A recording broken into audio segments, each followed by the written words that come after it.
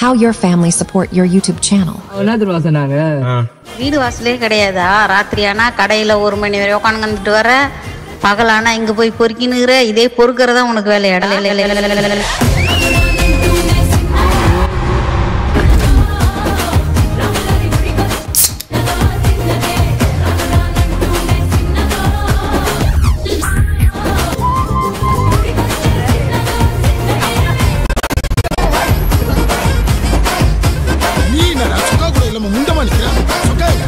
வெறும் வயிற்றோட சொல்றேன், யாருமே நல்லா இருக்க மாட்டாங்க.